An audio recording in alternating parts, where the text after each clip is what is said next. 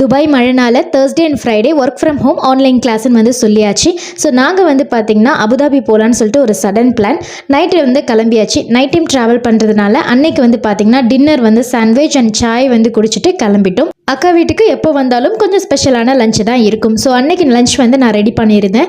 Mutton dalcha வந்து ready பண்ணிகிட்டு இருக்கேன். இன்னொரு சைடு வந்து பார்த்திங்கன்னா மட்டன் குஃப்தாக்காக கொஞ்சம் கறி எல்லாம் வந்து அரைச்சி ரெடி பண்ணி வச்சாச்சு. இந்த டீ காஃபின்ற பழக்கம் எனக்கு சுத்தமாக வந்து கிடையாது. ஆனால் இங்கே வந்ததுக்கப்புறம் வந்து பார்த்திங்கன்னா அவங்க குடிக்கும்போது லைட்டாக எனக்கு போட்டு வந்து கொடுத்துட்றது. ஸோ அன்னைக்கு லஞ்சு வந்து பார்த்திங்கன்னா நெய்ச்சோறுக்காக தான் ஒரு சைடு வந்து தாளிச்சிருந்தேன்.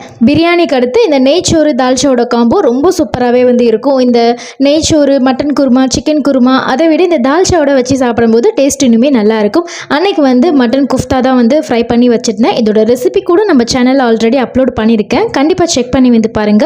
ஈத் vlogsல வந்து இருக்கும். அல்ஹம்துலில்லாஹ் அன்னைக்கு டே வந்து ரொம்ப சூப்பராகவே வந்து போச்சு. இனி வரக்கூடிய வீடியோஸில் தொடர்ந்து பார்க்கலாம்.